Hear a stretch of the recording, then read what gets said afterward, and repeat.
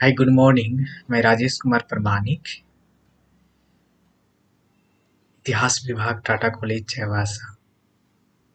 मैं आज की इस ऑनलाइन क्लास में यूजी इतिहास ऑनर्स के विद्यार्थी जो कि सेमेस्टर 5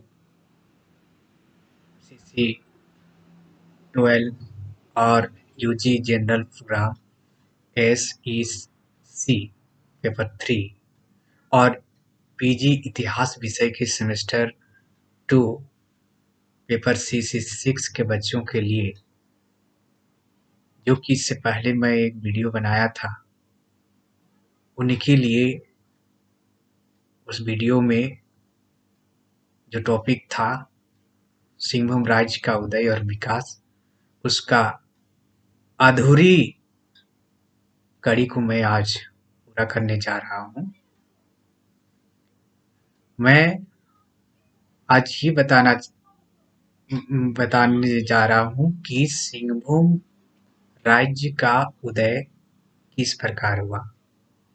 यहाँ पर ये बात बिल्कुल ही सही प्रतीत होती है कि 11 वंश प्रभा लेखना के अनुसार सिंह राजवंश का प्रमुख बड़हाट के राजा होता था। इनके अनुज को कुमार कहा जाता था और इन कुमारों के पालन पोषण के लिए मिल्कियत दी जाती थी, जिसको खरपोशा कहा जाता था।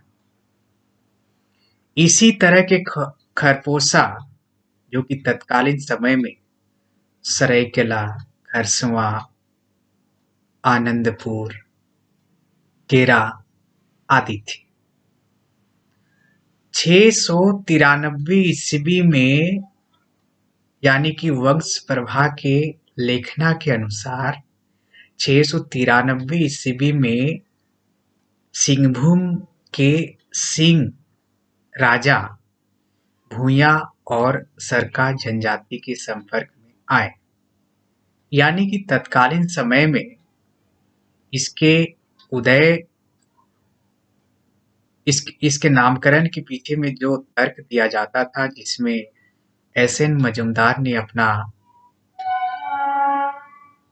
मत प्रकट किया है, उस हिसाब से यहाँ इस क्षेत्र में तत्कालीन समय में सरका और भूया जनजाति की निवास था और ये भूया जनजाति जो थे वो जनजाति के विरोधी थे।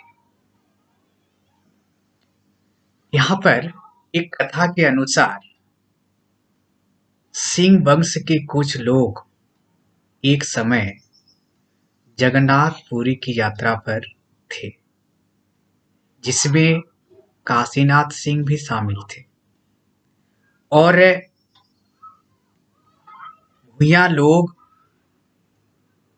इस क्षेत्र में रहते थे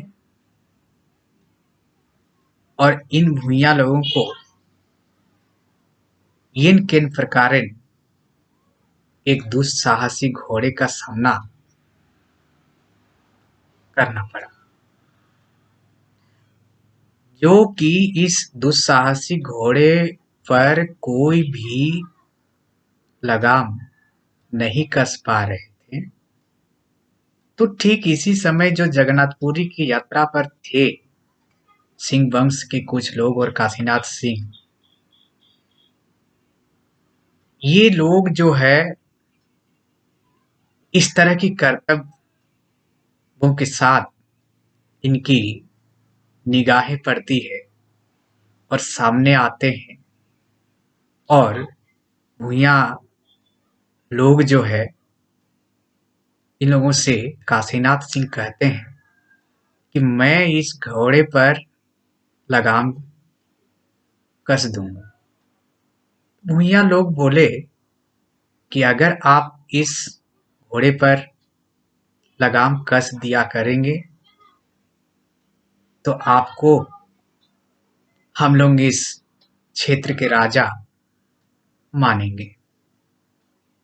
शीघ्र ही काशीनाथ सिंह ने ये बात सुनते ही, भूया लोगों की ये बात सुनते ही उस दुस्साहसी घोड़े पर लगाम बहुत ही सही तरीके से कस दिए और इसी तरह से भूया और सरका जाति जो है काशीनाथ सिंह को इस क्षेत्र का राजा मान ली।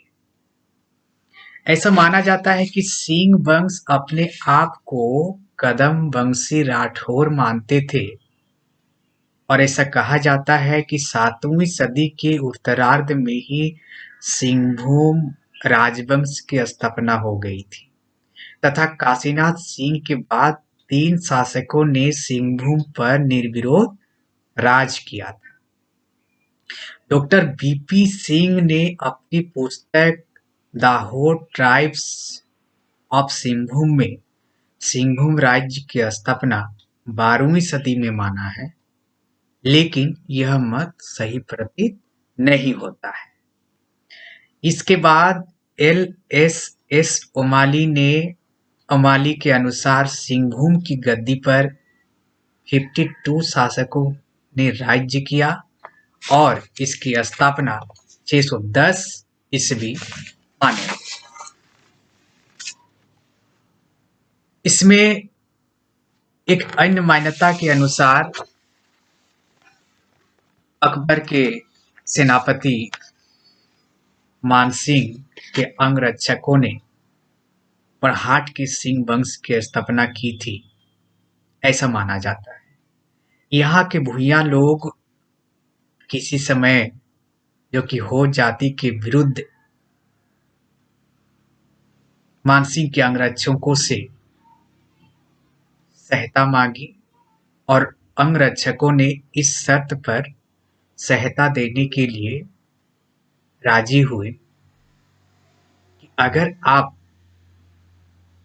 को अगर सहायता करें हम, तो फिर आप अगर इस क्षेत्र के अधिपति हमें स्वीकार करेंगे तो हम आपको सहायता करने के लिए तैयार हैं। तो हो जनजाति के विरुद्ध मानसिंह के अंगरक्षक भूया जनजाति को सहायता की और हो जनजाति को परास्त कर अंततः पौरी देवी के नाम पर पुरहाट राज्य की स्थापना की गई। लेकिन लेखकों ने सिंह वंश की स्थापना 7वीं-8वीं सदी में माना है और यह घटना जो है 17वीं सदी उचित जान नहीं पड़ता।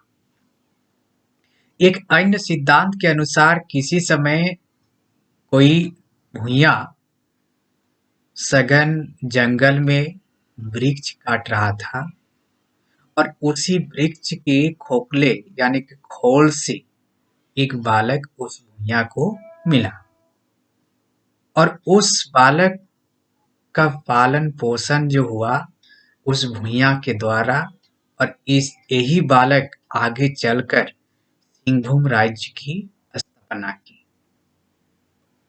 इस बालक ने सिंहभूम राज्य की स्थापना की, लेकिन स्पष्ट कहा जा सकता है कि पुरहाट राजवंश का संस्थापक मेवाड़ का राजपूत थे, चाहे वह मानसिंह के सहयोगी हो या पुरी के सन्यासी काशीनाथ सिंह। इस तरह से सिंहभूम राज्य के नामकरण और सिंहभूम राज्य के उदय से संबंधित इन्हीं बातों के साथ इस टॉपिक का ये दूसरा वीडियो समाप्त होता है। Thank you. आगे बढ़ते हैं।